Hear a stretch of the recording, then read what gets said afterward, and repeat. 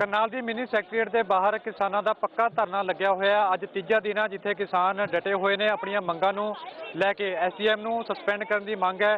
ਸਾਡੇ ਨਾਲ ਇੱਥੇ ਔਰਤਾਂ ਵੀ ਜੁੜੀਆਂ ਹੋਈਆਂ ਨੇ ਤੇ ਨਾਲ ਹੀ ਜਿਹੜੇ ਬਜ਼ੁਰਗ ਨੇ ਉਹ ਵੀ ਇੱਥੇ ਜੋ ਹਰਿਆਣੇ ਦੇ ਨੇ, ਪੰਜਾਬ ਦੇ ਨੇ, ਉਹ ਵੀ ਇੱਥੇ ਜੁੜੇ ਹੋਏ ਨੇ। ਇਹ ਸਾਰੇ ਨੇ ਜੋ ਇੱਥੇ ਇਕੱਠੇ ਖੱਟਰ ਸਰਕਾਰ ਦੇ ਖਿਲਾਫ ਮੋਰਚਾ ਖੋਲੀ ਬੈਠੇ ਨੇ ਤੇ ਮੰਗ ਕਰ ਰਹੇ ਨੇ ਐਸਡੀਐਮ ਨੂੰ ਬਰਖਾਸਤ ਕਰਨ ਦੀ ਤੇ ਜੋ ਕਿਸਾਨ ਦੀ ਮੌਤ ਹੋਈ ਸੀ ਉਸ ਨੂੰ, ਉਸਦੇ ਪਰਿਵਾਰ ਨੂੰ ਮੁਆਵਜ਼ੇ ਦੀ ਮੰਗ ਨੂੰ ਲੈ ਕੇ।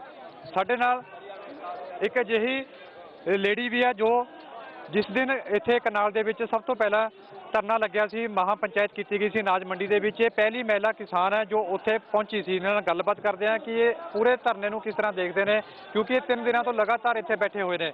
सब तो पहला स्वागत है ਤੁਹਾਡਾ। ਕੀ ਨਾਮ ਕੀ है? धन्यवाद जी। मेरा नाम सुदेश गोयत है, हिसार हरियाणा की रहने वाली हूँ और 9 महीने से लगातार टिकरी बॉर्डर पे हूँ। आप ऐसे कैसे देखते हैं, सबसे पहले जिस जो जहाँ पे धरना चल रहा है पिछले 3 दिन हो गए हैं, इसको पहले कैसे देखते हैं? क्योंकि सबसे पहली महिला आप ही हैं जो महिला किसान है जो इस धरने में शामिल हुई थी। देखिए, ये कि सरकार हमारी एकता को तोड़ने के लिए तरह तरह के हथकंडे अपना रही है। वो हमारा ध्यान बॉर्डरों से हटाना चाहती है, लेकिन हमारा मेन उद्देश्य तीनों कृषि कानूनों पे है। जब तक वो तीनों कानून वापस नहीं होंगे, टिकरी बॉर्डर हो, सिंगू बॉर्डर हो, गाजीपुर बॉर्डर हो, शाहजहाँपुर बॉर्डर हो, वहाँ के धरने हमारे जारी रहेंगे। सरकार जानबूझ के हमें वहाँ से भीड़ कम हो जाए, हमारी ताकत कम हो जाए, अलग अलग जगह हमें लेके आ रही है। 3 दिन से हम यहाँ पे बैठे हुए हैं करनाल में शहीद परिवार को न्याय दिलाने के लिए।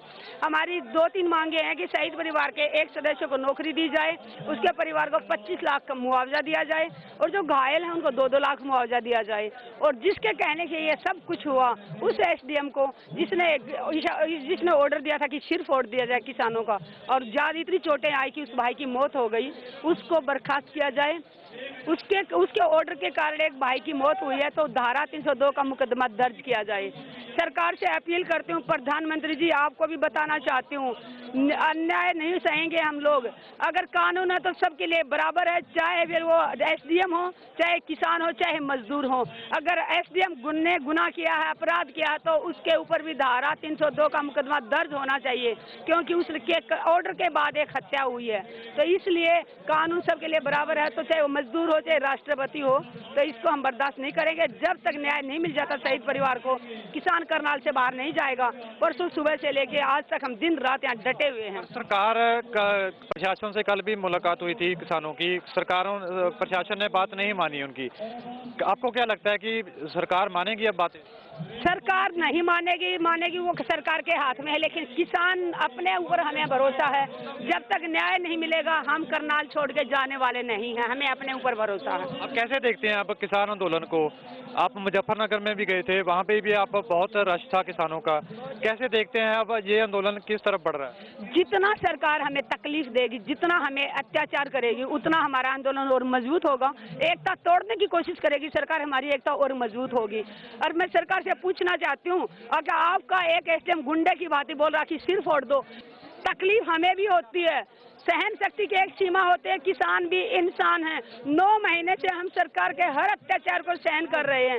संयुक्त किसान मोर्चा ने किसानों के हाथ बांधे हुए हैं कि पुलिस अगर डंडे मारे तो तुमने हाथ नहीं उठाना है, वरना किसान किसी से कम नहीं है। और दुष्यंत चौटाला बोल रहा था ना कि कच्ची से हमला किया।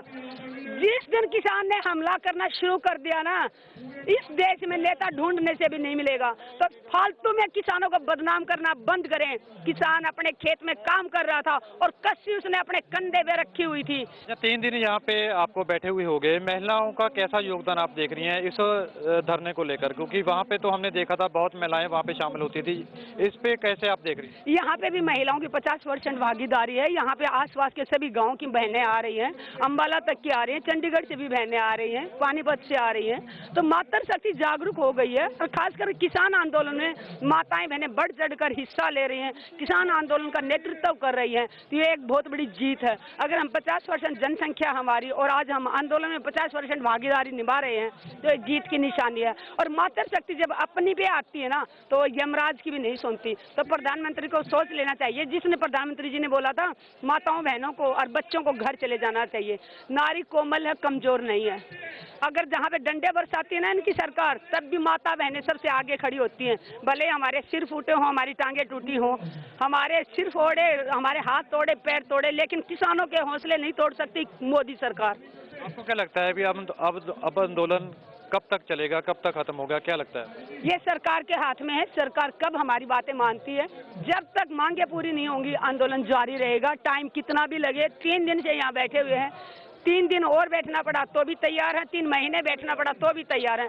शहीद को न्याय दिलाए के बिना हम करनाल को छोड़ने वाले नहीं हैं। ਠੀਕ ਹੈ ਜੀ, ਇਹ ਸੀ ਸੁਦੇਸ਼ ਜੀ ਜਿਨ੍ਹਾਂ ਨੇ ਦਾਅਵਾ ਕੀਤਾ ਕਿ ਸਰਕਾਰ ਨੂੰ ਸਾਡੀਆਂ ਮੰਗਾਂ ਮੰਨਣੀਆਂ ਪੈਣਗੀਆਂ ਤੇ ਨਾਲ ਹੀ ਇਹਨਾਂ ਨੇ ਕਿਹਾ ਕਿ ਜੇਕਰ ਸਰਕਾਰ ਮੰਗਾਂ ਨਹੀਂ ਮੰਨਦੀ ਤਾਂ ਇਸੇ ਤਰ੍ਹਾਂ ਦੇ ਨਾਲ ਧਰਨਾ ਜਾਰੀ ਰਹੇਗਾ ਤੇ ਆਉਣ ਵਾਲੇ ਸਮੇਂ ਦੇ ਵਿੱਚ ਹੋਰ ਕਿਸਾਨ ਇੱਥੇ ਇਹਨਾਂ ਦੇ ਵੱਲੋਂ ਇਹਨਾਂ ਦੇ ਵਿੱਚ ਸ਼ਾਮਲ ਹੋਣ ਦਾ ਦਾਅਵਾ ਇਹਨਾਂ ਦੇ ਵੱਲੋਂ ਕੀਤਾ ਗਿਆ। ਕੈਮਰਾਮੈਨ ਗ੍ਰੀਸ਼ ਦੁਰਗਾਪਾਲ ਦੇ ਨਾਲ ਹਰਪਿੰਦਰ ਸਿੰਘ, ABP ਸਾਂਝਾ, ਕਰਨਾਲ। ABP साझा, जोश, जज्बा, जुनून।